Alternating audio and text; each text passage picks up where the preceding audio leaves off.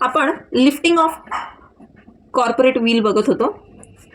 तर इथे आपण ऑलरेडी आता प्रोटेक्शन ऑफ रेव्हेन्यू बघितलं होतं, फ्रॉड वगैरे जे आहे ते बघितलं होतं. आता लिफ्टिंग ऑफ कॉर्पोरेट व्हील कशा करता, की जी कंपनी आहे ती कंपनी इज जस्ट अ शॅम, म्हणजे इट्स जस्ट अ क्लॉक, की फक्त त्या ठिकाणी दाखवण्यासाठी नावापुरती ती कंपनी आहे, बट त्याच्या मागे काही जो कोणी पर्सन आहे, की तो पर्सन कोण आहे, म्हणजे काहीतरी त्या ठिकाणी अगेन काही लिगल ऑब्लिगेशन वगैरे जे आहे त्याच्यापासून पळवण्यासाठी, पळवाट काढण्यासाठी म्हणून त्याने कंपनी फॉर्म केलेली आहे. आता हे बघा, हे समजण्यासाठी तुम्ही एक केस लॉ बघा, आणि ही केस लॉ तुम्हाला थर्ड इयरला पण खूप उपयोगाची आहे बरं का. थर्ड इयरमध्ये तुम्हाला लास्ट सेमिस्टरला कंपनी लॉ हा विषय, त्याच्यामध्ये पण ही फार महत्त्वाची आहे. तर गिलफर्ड मोटर वर्सेस हॉर्न अशी कंपनी आहे. ठीक आहे. आता इथे एक CA होता. ठीक आहे. CA कोण, काय नाव त्याचं, CAचं नाव होतं हा हॉर्न. ठीक आहे. हा हॉर्न जो आहे हा एका कंपनीमध्ये काम करत होता.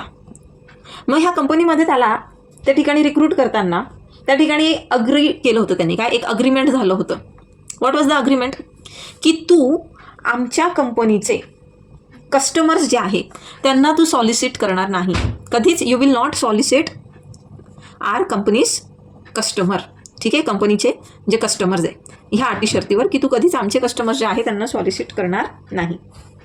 आता याने काय केलं, हॉर्नने रिझाईन केलं. ठीक आहे. What Horn did, Horn resigned. आणि हॉर्नने रिझाईन करून काय केलं, एक स्वतःची कंपनी जी आहे ती त्या ठिकाणी काय केली, इनकॉर्पोरेट केली. ठीक आहे. आता ही कंपनी जी त्याने इनकॉर्पोरेट केली, ॲक्च्युली ह्या कंपनीमध्ये ते कोण होते मेंबर्स ह्या कंपनीमध्ये, तर फक्त त्याची पत्नी आणि त्याचा एक मित्र होता. ठीक आहे. They form this company. का, कारण की तो स्वतः करू शकत नव्हता. त्याला काय करायचं होतं, तो स्वतः या ठिकाणी ह्या कंपनीचे कस्टमर जे आहे त्यांना तो ओढू शकत नव्हता स्वतःकडे, पण दुसरी एखादी कंपनी तर ओढू शकते ना यांना.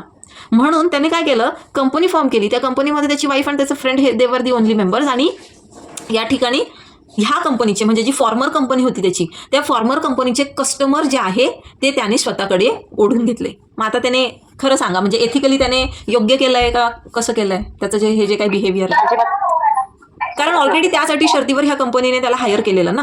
म्हणजे तो कंपनीमध्ये आला, कंपनीचा सगळा जो क्लायंट बेस आहे तो जमा केला, आणि नंतर जाऊन स्वतःची कंपनी स्थापन केली. का, कारण इंडिव्हिज्युअली तो करत नव्हता, म्हणून कंपनीच्या आड तो यांचे कस्टमर इकडे ओढू लागला. मग आता जेव्हा कोर्टामध्ये हे प्रकरण गेलं, तर कोर्टाने काय बघितलं, म्हणजे कोर्टाने हा पडदा उचलून बघितला की actually whose mind is there behind this thing. आणि तेव्हा कोर्टाने बघितलं की हॉर्नने हे सगळं कशा करता केलं आहे, म्हणजे company just a cloak, just a sham. Cloak म्हणजे काय, एक लांब असा आपण अंगरखा म्हणतो ना, जसा एक झाकण्यासाठी फक्त, की आतमध्ये काय तुम्ही वस्त्र परिधान केले हे नाही कळावं म्हणून त्याच्यावरती एक मोठा गाऊन असा एक जॅकेटसारखं असं तुम्ही ओढून घेतात. हे जनरली बघा, हे वेस्टर्न कंट्रीजमध्ये जिथे खूप थंडी असते तिथे ते क्लॉक त्याला म्हणतात, की लांब असं अंगरख्यासारखं असतं आणि ते पूर्ण कव्हरअप करतं बॉडीला. Are you getting it what I want to say. हां, सेम वे म्हणजे ही कंपनी काय आहे, हा फक्त एक क्लॉक आहे. ठीक आहे. कशा करता, याचे जे मालाफाईड इंटेन्शन आहे ते पूर्ण करण्याकरता. आणि कंपनीने या ठिकाणी ऑर्डर केलं की हे जे काय आहे ते चुकीचं झालं, आणि हॉर्नच्या अगेन्स्टमध्ये जजमेंट त्या ठिकाणी आलेलं. न आणखीन एक, की जेव्हा कंपनीचं एनिमी कॅरेक्टर डिटरमाइन करायचं असतं. ठीक आहे. टू डिटरमाइन, आणखीन कधी कॉर्पोरेट व्हील लिफ्ट करण्यात येतं, to determine the enemy character of company. आता तुम्ही म्हणाल, मॅम कंपनी कधी शत्रू किंवा मित्र असते का, सांगा बरं. म्हणजे एखादी व्यक्ती तुमची शत्रू असते, एखादी व्यक्ती तुमचा मित्र असते, किंवा प्राणीसुद्धा तुमचे मित्र असतात, पण कंपनी एखादं कॉर्पोरेट इन्स्टिट्यूशन म्हणजे हे तुमचं शत्रू किंवा मित्र असू शकता का. असू शकतं. कसं, कशा पद्धतीने, नाही ते तर कंपनी, ओके ते तर कॉम्पिटिशन झालं त्यांच्यामध्ये. ओके, जे बिझनेसमध्ये रायव्हलरी, ओके दॅट अंडरस्टूड. होत असेल दोन कंपन्यांना मिळून एका टार्गेटनी तर असतात. एखादी कंपनी देशाची शत्रू असू शकते का. हो, ओके असू शकते. कशी, अटॉमिक बॉम्ब वगैरे बनवतात ना मॅडम, न्यूक्लिअर बॉम्ब. ओके, पण ते शत्रू नाही, त्यांचा तर बिझनेसच अनलॉफुल झाला. That is unlawful business. नाही, पण आता आजकालच्या डेटा सायन्स कंपनीज मोस्टली आपल्या इंडियाचा डाटा चोरतात आणि बाहेरच्या देशांमध्ये देत आहे तसं सगळे. हां, सध्या तर डेटा चोरी मोठं काम चालू आहे, पण मग तरी त्याला पण शत्रूच्या कॅटेगरीत नाही टाकलेलं आपण. ठीक आहे. लिसन ना, व्हॉट हॅपन्स समटाईम्स. आता सपोज फॉर एक्झाम्पल, आता ही एक कंपनी आहे. ठीक आहे. ही कंपनी सपोज आहे लेट्स से जर्मनीमध्ये. ठीक आहे. जर्मनी नको, थांबा. सपोज इंडिया आहे अँड पाकिस्तान आहे, ठीक आहे. आता पाकिस्तानची एखादी कंपनी, तिची एक ब्रांच जी आहे ती इंडियामध्ये ओपन होते. पाकिस्तानची कुठली एखादी कंपनी आहे, तिची ब्रांच जी आहे इंडियामध्ये ओपन होते, ठीक आहे. आता ह्या ब्रांचला इंडियन गव्हर्नमेंटचे काही देणं घेणं आहे. मे बी काही प्रॉडक्ट सप्लाय केलं असेल, काही सर्व्हिस सप्लाय केली असेल, आणि इंडियन गव्हर्नमेंटला ह्या पाकिस्तानी कंपनीला काहीतरी, जी इंडियामध्ये स्थित आहे, हिला काही पैसे जे आहे, जे पेंडिंग आहे, ह्या कंपनीचं घेणं आहे. आता हे पेमेंट जे आहे ते देण्याच्या आधीच नेमकं काय होतं, इंडिया आणि पाकिस्तानमध्ये युद्ध होतं. There is war between India and Pakistan. आता अशा सिच्युएशनमध्ये जेव्हा ही कंपनी आपल्या इंडियन गव्हर्नमेंटकडे, समजा ह्या कंपनीने फॉर एक्झाम्पल लेट्स से काही युनिफॉर्म आपल्याला प्रोव्हाइड केले. आपल्या सरकारी शाळात सगळ्या जेवढ्या भारतभरात जेवढ्या सरकारी शाळा आहेत त्यांचं युनिफॉर्मचं टेंडर समजा ह्या कंपनीकडे होतं. आता ही कंपनी म्हणते माझं पेमेंट करा, माझं जे 50% पेंडिंग आहे ना ते पे करा, पण आता वॉर आहे इंडिया आणि पाकिस्तानमध्ये. मग अशा वेळेला आता कंपनीचे जे कोणी, म्हणजे जी काही बॉडी आहे, जे डिरेक्टर्स आहे, खरं तर ते आपले शत्रू आहेत का? नाही आहेत, बरोबर. पण इथे जर इंडियाने ह्या ब्रांचला पैसे दिले तर अल्टिमेटली ते पैसे कुठे जाणार आहे? वेअर दिस दे विल, हां, that money shall go to Pakistan. म्हणजे इनडिरेक्टली काय होतं की इंडियानेच पाकिस्तानला पैसा प्रोव्हाइड केला आहे. Getting it? आपण ह्या कंपनीला पैसे जर ह्या वेळेला, युद्धाच्या वेळेला दिले तर काय होतं की इनडायरेक्टली असं होतं की आपण आपल्या शत्रू देशाला मदत केली आहे ना, आपण त्याला सक्षम केलं आहे अजून पैसे प्रोव्हाइड करून युद्धाच्या काळात ते पण. मग अशा वेळेला when war is going on, ह्या कंपनीला येतं enemy character. This company acquires enemy character and hence. मग अशा वेळेला आपण कोर्ट उचलून बघतो. आता मग समजा ह्या कंपनीचे पैसे नाही दिले इंडियन गव्हर्नमेंटने, ही कंपनी कोर्टामध्ये दावा ठोकते की माझं एवढं रिकव्हरी आहे, okay, I need to recover so and so amount, and Indian government is not paying me. See, there was a contract, there was this tender, I have already provide so and so number of quantity of uniforms, but my payment is still not paid. मग court काय करेल? Court corporate will उछलणार. मतलब ये company के नाम के under, इस लेबल के अंडर कौन है एक्चुअल में? तो वो है कुछ पाकिस्तान के लोग, और पाकिस्तान जो है वो, पाकिस्तान के साथ तो हमारा वॉर अभी चल रहा है. मतलब इस कंपनी को मिल गया एनिमी कैरेक्टर. समझ रहे हो? ओके, सो यहाँ पर भी मतलब कोर्ट क्या करता है, कोर्ट जो है कॉर्पोरेट व्हील उसको लिफ्ट अप कर दिया ना, सिर्फ क्योंकि कंपनी तो सेपरेट है, उसके मेंबर्स और कंपनी सेपरेट है, लेकिन यहाँ पर कंपनी का वो कॉर्पोरेट व्हील हटा के हम देखते हैं कि एक्चुअल में कौन मेंबर्स है, who are the directors here, वो किस नेशनलिटी के, कौन है वो, कहाँ के है वो. Now let's see the second part, the second kind ना. मॅम त्यांनी आपल्याला युनिफॉर्म दिले तर मग ते त्याचे तर आपल्याला द्यावंच लागेल. नाही वस्तू घेत नाही मॅम, युद्धाच्या वेळेस आपण आपल्या शत्रू देशाला मदत करू का? नाही करणार, पण त्यांनी आपल्याला सप्लाय केलं ना प्रोडक्ट. त्याने जरी सप्लाय केला आहे, पण जोपर्यंत वॉर चालू आहे ना ह्या दोन देशामध्ये, तोपर्यंत त्याचं पेमेंट नाही देणार आपण. ओके. कारण की आपला पैसा, आपला इंडियाचा पैसा त्या कंपनी थ्रू वॉरच्या पिरियडमध्ये सरळ आपल्या शत्रू देशाला जाणार, आणि शत्रू देश तर अजून स्ट्रॉंग होईल ना, तो त्या पैशाने अजून काही अस्त्र साठा जो आहे तो वाढवणार आणि आपल्यावरच हल्ला करणार. Right. Okay, got it ma'am. Yes. Okay, now next is institutions. अब इंस्टीट्यूशंस में तो ज़्यादा एक्सप्लेन करने का कोई ज़रूरत भी नहीं है, ना ही उन्होंने कुछ ज़्यादा दे भी रखा है. अब इंस्टीट्यूशन जो हमने 3 चीज़ें देखी थी ना, मैंने CIF बोला था, आपको याद रखो. तो सी जो है, सी हमने ऑलरेडी देख लिया. सी क्या था? कॉर्पोरेशंस. विसरले काय? अच्छा, आई क्या है? कॉर्पोरेशन. हाँ, I is institution and F is institution. F funds. हाँ, तो अभी इंस्टीट्यूशन, हाँ, तो सैलमंड क्या कहता है? अभी सैलमंड कहता है कि जो second class of legal persons, तो फर्स्ट तो उसने बता दिया क्या है, कॉर्पोरेशन है. तो अभी जो सेकंड क्लास है जिन्हें हम लीगल पर्सन्स कहते हैं, तो वो कौन सा है? That is institution. अब इसमें कौन कौन से इंस्टीट्यूशन आ गए? फॉर एग्जाम्पल जैसे चर्च है, ठीक है, जैसे कि यहाँ पर यूनिवर्सिटी है कोई, या फिर कोई हॉस्पिटल है. तो ये भी क्या है, इनको भी लीगल मतलब एक पर्सनालिटी के जो भी एट्रीब्यूट्स है, सॉरी, पर्सनालिटी की जो भी कैरेक्टरिस्टिक्स है वो इन्हें एट्रीब्यूट किए गए हैं. राइट. ये लोग, अभी यूनिवर्सिटी है, यूनिवर्सिटी का अपना एक बैंक अकाउंट हो सकता है. यूनिवर्सिटी के अगेंस्ट जो है आप आवाज उठा सकते हो, in the sense you can sue university, university can sue you, it can be sued and it can sue. आता तुम्ही रिसेंटली जर बातमी बघितली असेल, पाहिली का रिसेंट बातमी आपली विद्यापीठाची? नाही पाहिली का? आजची बातमी ते प्रश्नपत्रिका उत्तरपत्रिका तपासलेच नाही म्हणजे न तपासताच रिझल्ट लावला अशी बातमी आली है। अरे नाही ओके असो ठीक है। हॉस्पिटल हो हॉस्पिटल। अब हॉस्पिटल आपने कोविड पीरियड में बहुत देखा होगा कि हॉस्पिटल के अगेंस्ट काफ़ी सारी कंप्लेंट्स हुई ना, फिर हॉस्पिटल ने खुद को डिफेंड भी तो किया ना in the court of law कि ऐसा था वैसा था, कभी बिल के ऊपर से हो गया, कभी getting that dead body of that person. तो ये सारे इंस्टीट्यूशंस भी क्या है, they are also included in the category of legal person. Next आता है फंड्स। अब फंड्स में क्या क्या चीज़ें आ जाती है, कौन कौन सी चीज़ें हैं, मतलब यहाँ पर ऐसा फंड या फिर स्टेट जो एक स्पेशल यूज के लिए डिवोट किया है, जैसे कि आइडल समझता है तुम्हाला, then charitable fund, then trust state, या फिर कोई मठ, कोई टेम्पल, मठ एखादं मंदिर, ये सारे क्या है फंड्स की कैटेगरी में आ जाते हैं। म्हणजे यांना जो भी फंड्स यहाँ पे आते हैं ना इस रूप में, आता मठाचं तुम्ही जर बघाल तर केशवानंदाची जी केस होती, Keshavananda Bharati, it was entirely regarding this only. So वो मठ को ही रिप्रेजेंट कर रहा था कहीं ना कहीं, यू नो इट ना कि आई एम द मैन। हाँ, तो वो उस कैपेसिटी में he was actually sewing the government, हालांकि वो हार गए उस केस को, कुछ हुआ नहीं। तो ये सारे आ जाते हैं लीगल पर्सनालिटीज़ में। अब हम देखते हैं एनिमल्स का क्या स्टेटस है। अब ये थोड़ा ज़्यादा इंपॉर्टेंट पार्ट अगेन यहाँ से शुरू होता है, उसके बाद में हम अनबॉर्न पर्सन देखेंगे, एंड अनबॉर्न पर्सन के बाद हम जो है एक थियोरी, अगर हो सकता है तो हम थियोरी लेंगे, हार्ट का theory we will try to take today. अब यहाँ पर एनिमल्स का क्या स्टेटस है, क्या एनिमल्स को लीगल स्टेटस मिला है? What do you think so? Do animals have this? ॲनिमल्सवर काही अन्याय झाले तर आपल्याकडे ॲनिमल राईट्सचा आहे ना। ओके हाँ ओके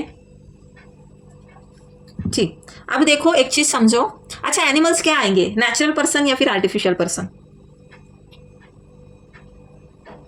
एनिमल्स काय असतील, नॅचरल पर्सन की They can't sue us. Animals can't sue us. Artificial. Okay. Yes, हा महेश सेज आर्टिफिशियल। आता बघा ॲनिमल्स जे आहे ना, ॲनिमल्स ही category, they are neither natural person, they are nor artificial persons. म्हणजे हे नॅचरल पर्सन्स पण नाही आणि हे आर्टिफिशियल पर्सन्स पण नाहीत। बघा हा, नॅचरल पण नाही आर्टिफिशियल पण नहीं, मग कौन है? तो बेसिकली इनको पर्सनालिटी का कोई ट्रेड्स, मतलब उनको कोई कैरेक्टरिस्टिक्स नहीं, सर नेचुरल नहीं है डॉक्टर साहेब, ये ऑब्जेक्ट्स है, they are objects, they are considered as objects. देखो हम है ना, मतलब ह्यूमन बीइंग, हम कितने शातिर हैं, हमने एनिमल्स को ऑब्जेक्ट में डाल दिया। Now why object? क्योंकि एनिमल्स को जो है खरीदा, हाँ तेच ट्रेड म्हणत होते, ट्रेड, येस, खरीदा और बेचा जा सकता है। आपण ॲनिमल्सला बाय आणि सेल करतो ना, so we actually treat them as an object, we actually treat. अभी उनकी मर्जी तो नहीं पूछी जाती है, मतलब यहाँ पे इफ़ यू रिमेंबर ये कहीं ना कहीं स्लेवरी के जैसे हो गया है ना। स्लेव्स को पहले बेचा खरीदा जाता था, उन्हें कुछ पूछा नहीं जाता था कि भाई तेरी क्या इच्छा है, they were treated as objects. Same way animals जो है, they are objects in today's date, they are not natural person, they are not artificial persons. Why? Because we actually sell them, we buy them.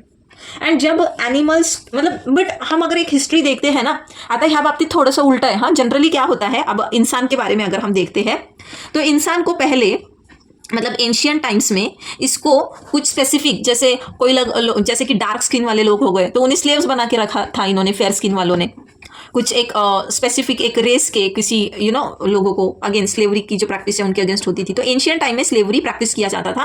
तो जैसा जैसा हम ancient से modernism की तरफ बढ़े तो क्या हुआ, हमने ये स्लेवरी को अबॉलिश किया और हमने इनके ह्यूमन राइट्स को एक्नॉलेज किया, राइट। म्हणजे हम प्रिमिटिव से जो है आगे बढ़े।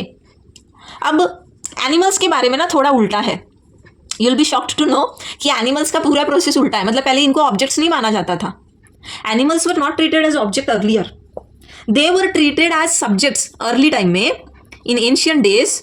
इन्हें एनिमल्स जो है, एनिमल्स को एज अ सब्जेक्ट ट्रीट किया जाता था। एंड आपको वो केस पता है, आपने ये पढ़ा है जहाँ पे चूहों को समन्स भेजा था, उंदरांना समन्स पाठवले होते, माहिती आहे तुम्हाला? नाही का? ठीक आहे, कधी वेळ भेटला तर सांगेल मी तुम्हाला, पण मग तुम्हाला वेळ भेटला तर तुम्ही वाचून घ्या। त्यामध्ये पण वाचलेलं आहे की ॲनिमल्सला पण कडेलोट करून टाकायचे त्यांची चूक असेल तर। यस, कडेलोट। आणि यू नो ना, एक इस तरीके का वो एक सजा होता था, देखो यहाँ पे मुंडी रखो और ऊपर से फिर ऐसा ही ये एक होता था कुछ, वो मुंडी के ऊपर गिरेगा, कोई शार्प नाइफ की तरह कुछ होता था एंड मुंडी कट जाती थी। यू नो ना दिस काइंड ऑफ पनिशमेंट दिया करते थे. Yeah, that's there. That's there in हाँ, तो ये पनिशमेंट एनिमल्स को भी दिया जाता था. लिटरली भेड़, बकरियां, गाय, इन्हें ये पनिशमेंट देते थे पहले. Why? Because animals were treated as subjects first. तो उन्हें समन्स भी भेजा करते थे, उन्हें कोर्ट में हाजिर रहने के लिए भी कहा जाता था. एंड आप जब वो पढ़ेंगे ना तो आप हंसेंगे भी और कहीं ना कहीं you will feel bad also. Literally मतलब एनिमल्स के ऑन बिहाफ जो है ना लॉयर भी होता था. तो जब चूहों को समन्स भेजा ना तो और चूहे आए नहीं तो पता है उसके वकील ने क्या कहा होगा. Just imagine. Any wild cases, come on, be quick. त्यांना वेळ नाही मिळाला.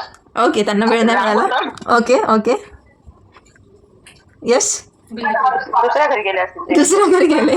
ओके, और पता है चूहों को समन्स काय नाही मिळालं. नोटीस मिळाली नाही त्यांना. हा, एका केसमध्ये हे पण सांगितलं होतं. एका केसमध्ये हेही सांगितलं होतं की समन्स जे आहे ते रिसीव्ह नाही झाले.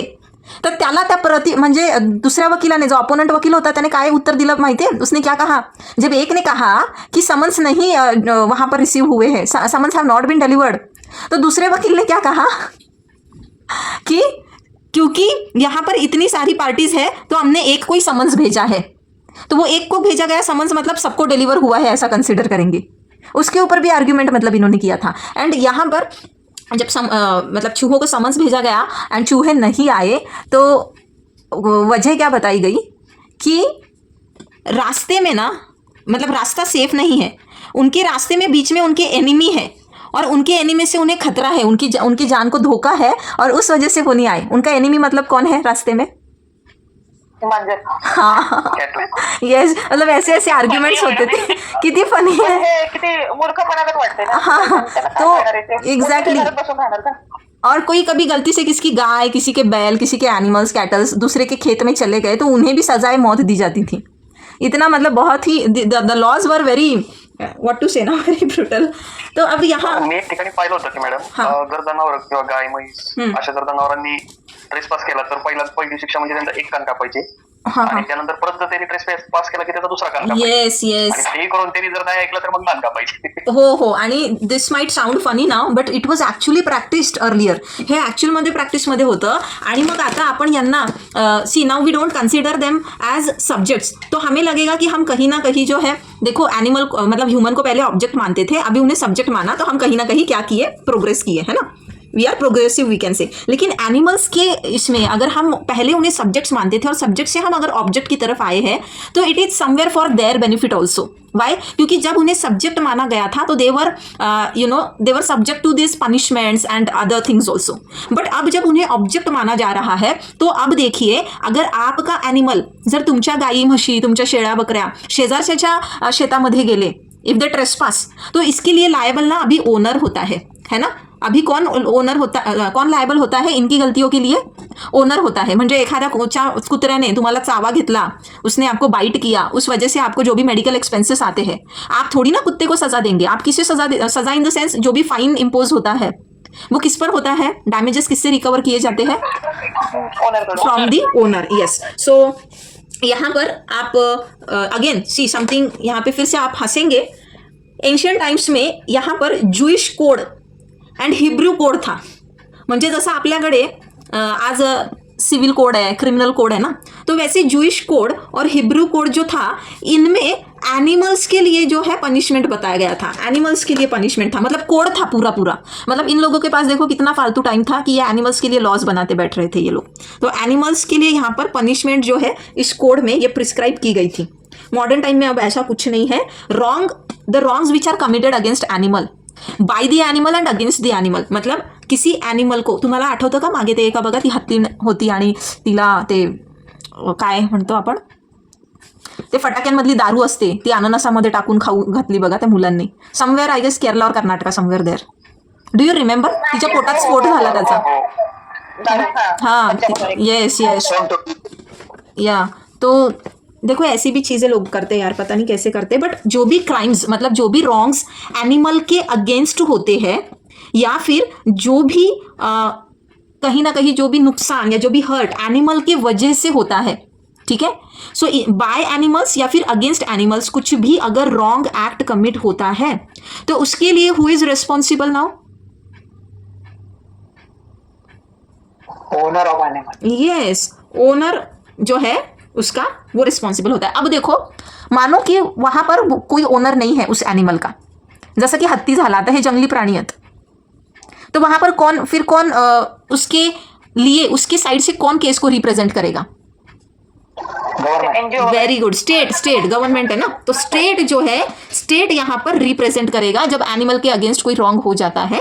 तो तुम्ही आता परत ती व्हिडिओ पाहिली का? आपला नाशिक रोडला तिथे बिबट्या आला, पाहिलं का तुम्ही श्वेता मॅम? हो हो मॅम त्यांना सोडली का मॅम सेफली? काय त्यांना सेफली सोडलं जाईल का त्यांची पण तस्करी होऊ शकते? काय सांगावं आता, त्या अवनी वाघिणी सोबत कसं झालं होतं माहितीये ना, सगळं पॉलिटिक्सचा भाग होता तो। T1 होती, T1 अवनी वाघिण, माहिती है का तुम्हें सगळ्यांना? असो, चलो let's move on.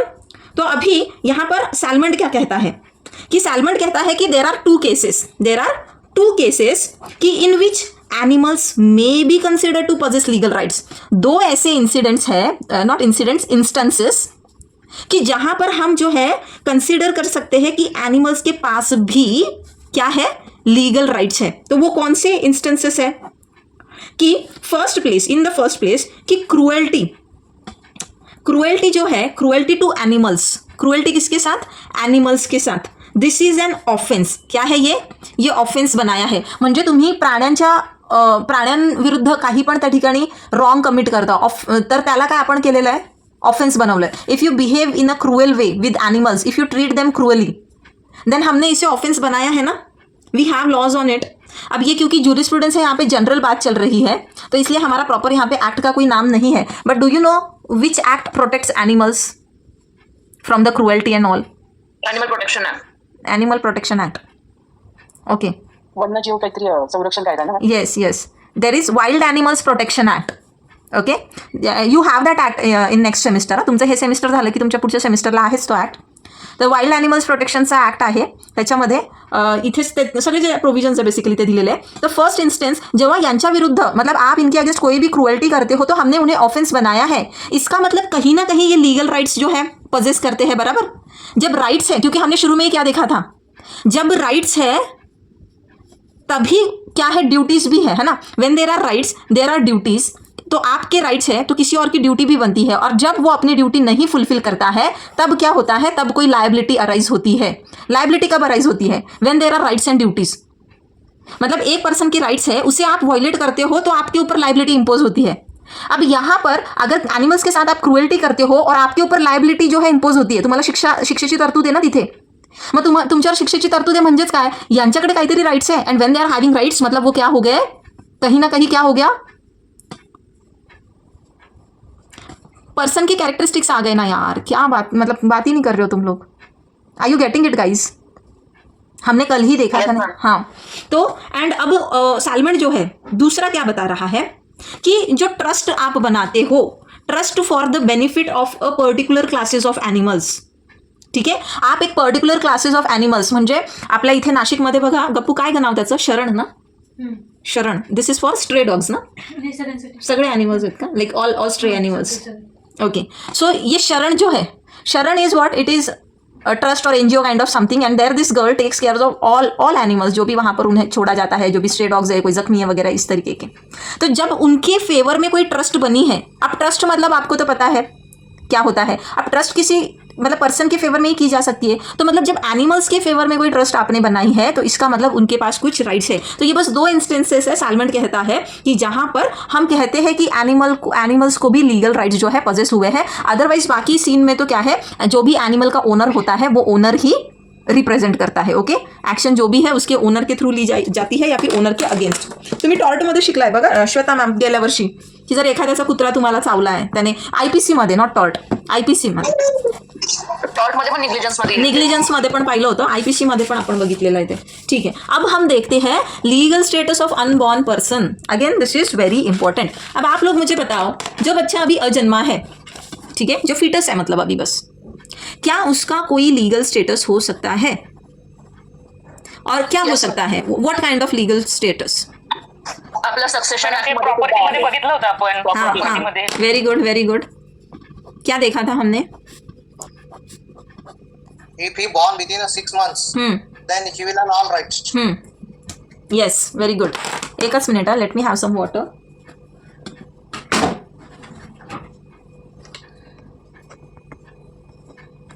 Yes. So now अब ये जो अनबॉर्न पर्सन होता है, okay, so this unborn person he is endowed with legal personalities. Okay, इसे भी क्या है, हमने एक लीगल पर्सनालिटी करके एक्नॉलेज किया है. ही पॉजेसेस लीगल पर्सनालिटी.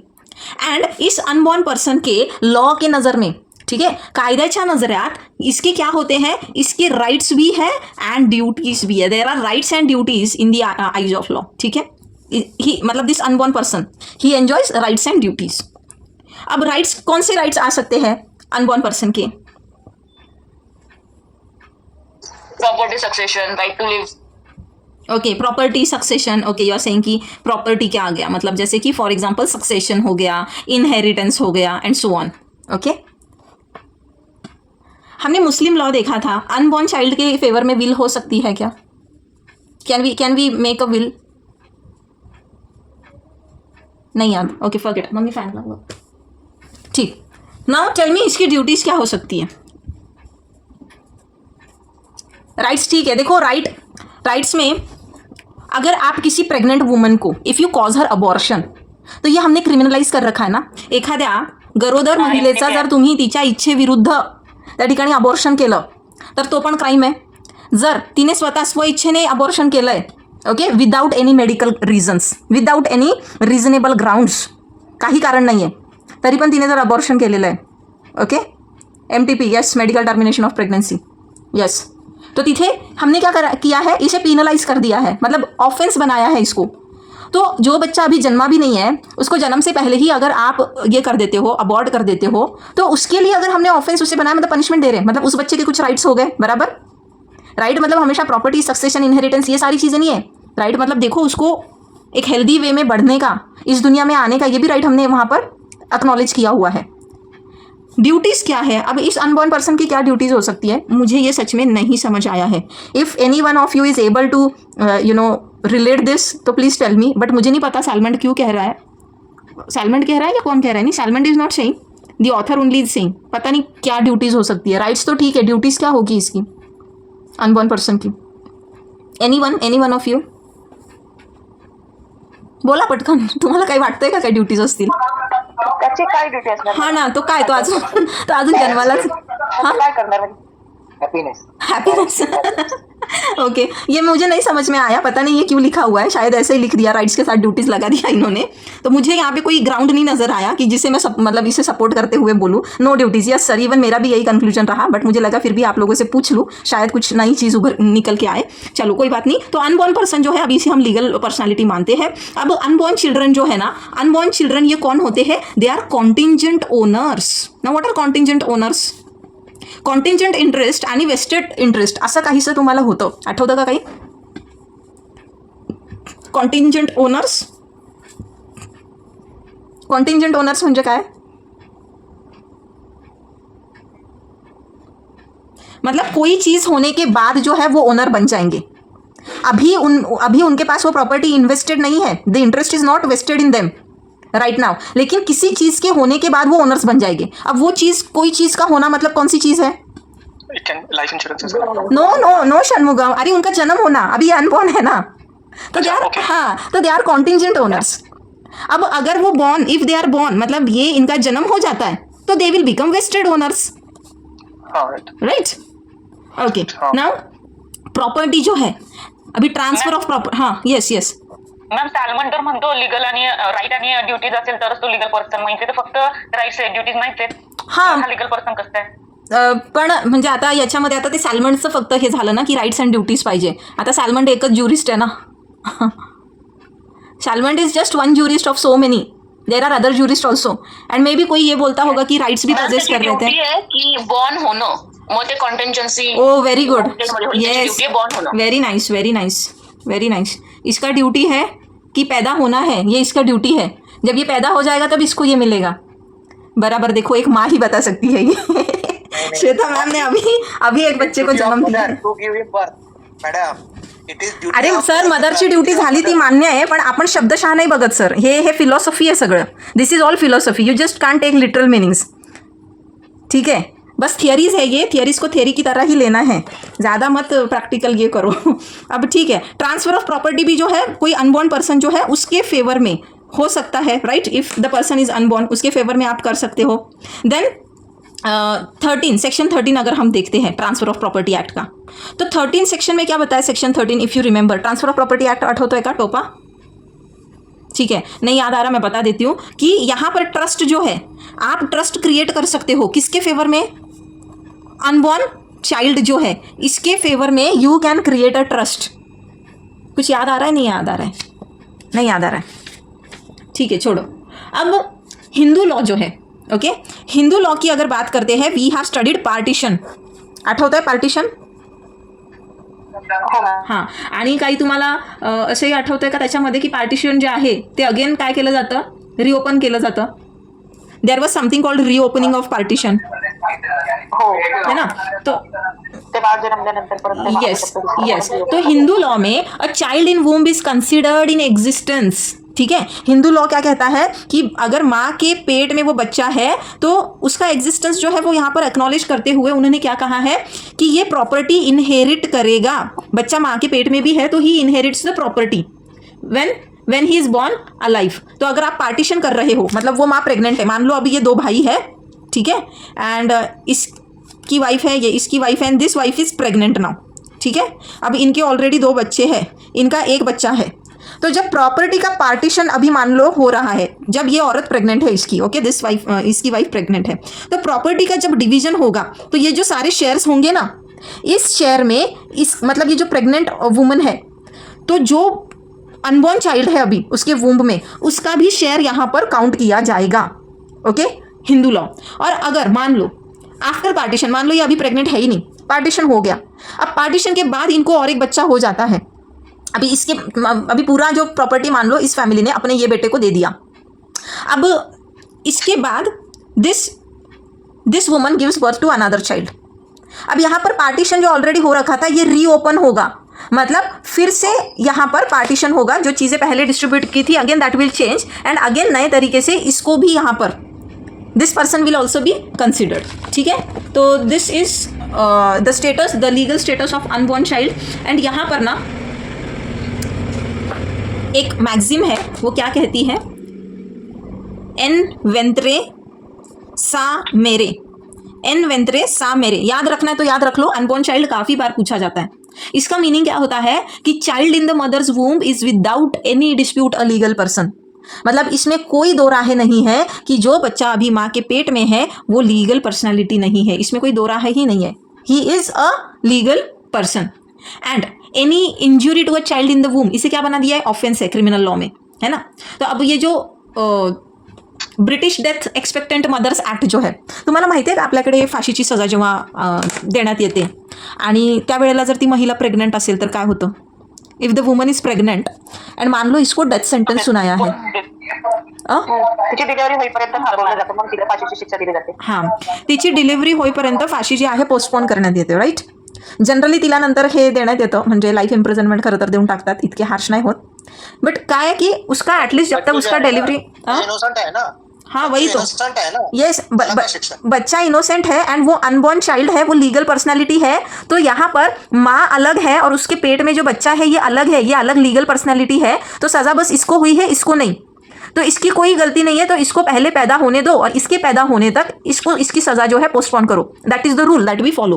अब ब्रिटिश लॉज जो है ना, यहाँ पर क्या है, मतलब there is a act on that कि British death expectant mothers act करके, यहाँ पर जो है जो कोई मदर होती है, इफ़ मतलब द प्रेग्नेंट लेडी, उसको जो है अगर डेथ सेंटेंस सुनाया है and if she is found pregnant then this death sentence is automatically, मतलब इसको जो है कन्वर्ट किया जाता है, यहाँ पर फांसी एग्जीक्यूट नहीं होती है कभी भी, इसे लाइफ इम्प्रिजनमेंट में जो है तब्दील किया जाता है, मतलब there is commutation of what we say punishment, की एक प्रकारची शिक्षा तिला दुसऱ्या प्रकारामध्ये कन्व्हर्ट केलं जातं, ठीक आहे।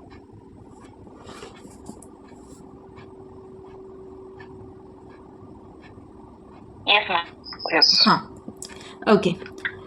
Now legal status of dead person, dead person पूछा है क्या आपको कभी, हॅज डेड पर्सन बी आज नाही विचारलं, तरी एकदा आपण थोडक्यात बघू, थोडासा तो टॉपिक, त्याचे काय 3 पॉइंट आहेत फक्त. अभी डेड पर्सन जो होता है, क्या इसका कोई लीगल राइट हो सकता है? डेड पर्सन, अब वो तो जिंदा ही नहीं है, अब जिंदा ही नहीं है वो, क्या अभी इसके कुछ राइट्स या ड्यूटीज हो सकती है? Yes what? हो आहे. Okay what? डेड पर्सन आपण डिफॉर्मेशन नाही करू शकत. वेरी गुड, कि we cannot defame the dead person.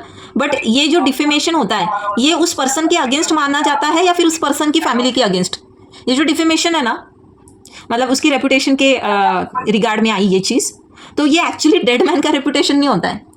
In real sense it is, हाँ it is actually his family, कि उसके बारे में आप खुद गलत सलत छापते हो, मतलब उसकी बदनामी करते हो, तो वो तो मर गया ना, अब उसका क्या जाना है, वो तो पता नहीं, मतलब स्वर्ग गया नर्क गया, अगर है ऐसी कोई कंसेप्ट तो वो जहाँ गया वहाँ गया, he is no more here. But उसकी जो फैमिली उसके पीठ पीछे है, उसे आप जब मतलब डिफेम करेंगे तो अल्टीमेटली किसको तकलीफ होने वाली है? उसकी फैमिली को, उसका फैमिली को. सो डिफेमेशन, दिस इज, मतलब ये एक पॉइंट हो गया. चलो हम लीगल स्टेटस देख ही रहे, तो I discuss this point here only. तो यहाँ पर जो डेड मैन होते हैं ना, तो यहाँ उनके मतलब क्या कहा जाता है कि इंसान मर गया, डेथ हो गया, डेथ के साथ ही उसके राइट्स एंड ड्यूटीज़ जो थी, इसकी भी क्या हो गई, डेथ हो गई. क्योंकि जब तक इंसान जिंदा था तभी तक he can bear rights and duties ना. अब मरने के बाद थोड़ी ना कोई राइट्स एंड ड्यूटीज़ जो है परफॉर्म कर सकता है. तो बस यहाँ पे 3 चीज़ें हैं कि उसके डेथ के बाद भी कुछ चीज़ें एक्सटेंड करती है. वो कौन सी है? Yes, very good very good. Article 21 क्या है उसमें? Dignity. Very good. Dignity and fairness. It is right to life and, हाँ यस. तो रिगार्डिंग हिज बॉडी, आपने कोविड में कुछ चीज़ें सुनी थी, कुछ आपके सुनाई पड़ा था रिगार्डिंग द, हाँ क्या चीज़ें सुनी कोविड में आपने? त्यांना ते प्लास्टिकच्या बॅगेमध्ये अगदी थप्पीवर थप्पी असं करून हाँ केलेले. हाँ. एंड उसके अगेंस्ट आपने कुछ किसी को आवाज़ उठाते हुए सुना? नाही, कोणीच नाही. नहीं. ओके, नाउ सी, हमारे लॉज जो है ना, वो क्या कहते हैं, there was a case, actually case का नाम लिख लो. देयर वॉज दिस आश्रय अधिकार अभियान वर्सेस यूनियन ऑफ इंडिया. ठीक है, आश्रय अधिकार अभियान वर्सेस यूनियन ऑफ इंडिया. तो इस केस में सुप्रीम कोर्ट ने क्या कहा है, देखो हमारे पास राइट टू लाइफ है ना, तो राइट टू लाइफ में सब आ गया. हमारे पैदा होने से पहले से, मतलब हम जब पेट में थे तब से लेके तो हमारे मरने के बाद तक, जब तक हमारी बॉडी इस धरती पर है तब तक राइट टू लाइफ में ये सारी चीज़ें आ जाती हैं. तो राइट टू लाइफ में आपके मरने के बाद आपकी बॉडी को एक डिसेंट वे में मतलब उसका जो भी बरियल है वो ठीक से हो, जो भी आपके फिनरल वगैरह है, जो भी कस्टम्स रिचुअल्स, आप जिस भी धर्म में पैदा हुए हो उस हिसाब से होना, ये राइट है. मतलब आपकी बॉडी के साथ कोई भी इनडिसेंट वे में जो है वो नहीं एक्ट कर सकता है. Have you heard of those cases जहाँ पे डेड बॉडीज के साथ रेप होते हैं? Have you heard? Yes ma'am. अब सध्या ते पाकिस्तानात जास्त चालू आहे. अरे बाबा, ते इंडियामध्ये पण कमी नाही आहे. इंडियामध्ये पण अशा, हो खूप भयंकर अशा केसेस झालेल्या आहेत हॉस्पिटल्समध्ये. लॉ पण नाहीये ना वाटतं. नाही लॉ, तेच मी तुम्हाला सांगते. आता कसं काय लॉ नाही आहे? लॉ आपल्या आर्टिकल 21च्या अंतर्गत आलं ना ते, की जरी ती व्यक्ती मयत है आता, though that person is no more, मतलब इज नॉट अलाइव, बट उसकी बॉडी को आप इनडिसेंट वे में, मतलब you can not handle that body in indecent way. उसको एक डिग्निफाइड वे में, जो भी डिसेंट तरीके से उसका आप फिनरल करो, उसका बरियल करो, जो भी रीति रिवाज है. अगर वो पर्सन हिंदू था ना तो हिंदू धर्म के हिसाब से हो, अगर वो मुस्लिम था तो मुस्लिम, क्रिश्चियन था उस हिसाब से. तो ये जो पर्टिकुलर केस था, यहाँ पे सुप्रीम कोर्ट ने क्या कहा की जब किसी पर्सन को, मतलब जो होमलेस पर्सन, बघा आता हे जे असे रस्त्यावरती जे असतात ना गरीब लोक, तर हे होमलेस पर्सन्स जे असतात, जब इन होमलेस पर्सन्स की डेथ होती है तो इनके साथ ना एक्चुअली बहुत एक गंदे तरीके से, मतलब जो है ट्रीट किया जा रहा था. प्रॉपरली उनका अंतिम विधि जो है वो नहीं पार किए जा रहे थे. तो यहाँ पे कोर्ट ने कहा कि जिस धर्म का वो व्यक्ति पाया गया है उस धर्म के हिसाब से, जो भी रिलीजियस फेथ का वो था ना, उसका क्रेमेशन हो या उसका बरियल हो, जो भी है वो स्टेट करेगा. किसी भी बॉडी को आप लावारिस करके ऐसा छोड़ेंगे नहीं. Do you also know those like these things की जहाँ पे ऐसी जो कोई लावारिस डेड बॉडी होती है, इनको जो है ना, जो ब्रिजेस वगैरह बनाते हैं, यहाँ पर वो ब्रिज में दफन किया जाता है. Have you heard of that? मी ऐकलेलं किडनॅप करून मारून त्याच्यात दफन हो करतात. हो, ह्या पण घटना खूप होतात बरं का. बट डेड बॉडीज भी जो है अभी रिसेंटली आपला, ठीक है असो लेक्चर चालू है, मी नंतर सांगेल ते कधी. चलो, तो अभी नेक्स्ट आ जाता, ये समझ में आ गया regarding body and all? Yes ma'am. हाँ, अब इसमें एक चीज है, अगर वो इंसान चाहता था, मतलब अगर वो समाधि वगैरह जो है ली है उसने, तो उसके मरने के बाद भी उस समाधि को या फिर जो भी टॉम्ब है वहां पर बनाया है, तो उसको भी मेंटेन करना ये स्टेट की रिस्पॉन्सिबिलिटी. आणि म्हणूनच आपण बघतो ना की औरंगजेबची कबर आजही का बरं तिथे मेंटेनन्स का होतं तिचं, येतंय लक्षात? That is, I think that is the reason why all this crematorium and yes, and all these places have been given to the government. So that's yes, because it's their responsibility to Yeah. look into the matter कि जो proper care वगैरह ली जाए. Okay, next is reputation. तो reputation मैंने आपको already बता दिया कि भाई रेपुटेशन में एक्चुअली जो इंसान मर गया उसका कुछ नहीं जा रहा है, क्योंकि वो तो जिंदा है ही नहीं ना चीज़ें सुनने के लिए. तो it is direct attack upon whom, it is attack upon the interest of the living persons. ठीक है, लिविंग पर्सन्स किसके, मतलब जो लिविंग पर्सन्स उसके रिश्तेदार है, उसके फैमिली पर्सन्स है, जो भी है उससे एसोसिएटेड, तो ये उनके ऊपर आप अटैक करते हो, ना कि जो मर गया उसके. तो यहाँ पे the right defended in real sense is not that, मतलब कि जो डेड मैन है उसका वहाँ पर डिफेमेशन हुआ है, बट एक्चुअली जो रेप्यूटेशन जो है उसकी फैमिली की, कहीं ना कहीं आप उस पर अटैक करते हो. तो ये एक चीज़ आ जाती है. And last is regarding his property. Property के रिलेटेड क्या है कि मरने के बाद भी उसका कुछ राइट है, क्या है? 8वां पटकन मागच्या वर्षाचा विडोला त्याची जाणार, फॅमिलीला जाणार, ते राईट्स येतात. प्रत्येक मध्ये डेड पर्सनला पण कन्सिडर करतात. ओके. आणि मयत झालेल्या व्यक्तीला परत जिवंत करतात असं फक्त दाखवतात आणि त्यानंतर परत पार्टिशन नॉमिनल काहीतरी पार्टिशन होतं. हाँ त्याला काहीतरी म्हणतात मग. देखो अभी यहाँ yes see what I here I am not expecting that कि मरने के बाद भी कुछ मतलब राइट्स है उसकी प्रॉपर्टी के रिगार्डिंग. अब आप नोशनल जो बोल रहे हो कि हम बस अज्यूम करते हैं कि वो जिंदा है अभी भी, और अगर वो जिंदा होता तो उसको भी शेयर जाता, तो ये प्रॉपर्टी को ऐसे डिवाइड कर लिया एंड उसका शेयर जो है फिर आगे उसके बच्चों को दे दिया, ऐसा होता है. राइट. तो ये नहीं मैं बोल रही हूँ अभी, ये तो ऑलरेडी लॉ इज देयर कि ऐसा, ये तो इनके, ये बच्चों के राइट्स आ गए, ना कि इसके. इसका राइट इसके मरने के बाद भी प्रॉपर्टी के रिगार्डिंग ये है कि ये विल बना के, यस, हम मृत्यूपत्र करून जातो ना, if that person leaves a will behind him, तो उस विल के हिसाब से ही जो भी डिस्ट्रीब्यूशन है प्रॉपर्टी का वो होता है. मतलब मरने के बाद भी उसका ये राइट है क्या कि मैंने जो विल बना के छोड़ी है कि भैया आप लोग उसी हिसाब से डिस्ट्रीब्यूशन करना. देखो जो इसमें लिखा है, घर बेटी को जाएगा तो बेटी को ही जाएगा, गाड़ी बेटे को जाएगी तो बेटे को ही जाएगी, बेटे को कुछ नहीं देना है तो कुछ भी नहीं देना है ना. तो इसके विल के अकॉर्डिंग उसके मरने के बाद भी उसका ये जो राइट है उसके प्रॉपर्टी पे वो एक्सरसाइज करता है. So this was all. काय स्वकष्ट अर्जित मिळकतीचा जाणार. हां असेल तर त्याप्रमाणे जाणार ना. हो, मग म्हणून तर विल आहे ना, विलमध्ये विल तर स्वकष्टित प्रॉपर्टीचीच येणार ना. बाकी तर जे आपले लॉज आहे सक्सेशनचे, बाकी तर त्याच्याप्रमाणेच होणार, पण जी स्वकष्टित प्रॉपर्टी आहे त्याची सेल्फ अक्वायर्ड प्रॉपर्टी, ती तर विल थ्रू तो करणार. आणि विल केलेली नसेल तर मग आपण ऑलरेडी मागच्या वर्षी शिकलो इन टेस्टामेंटरी सक्सेशन, त्या पद्धतीने जाणार.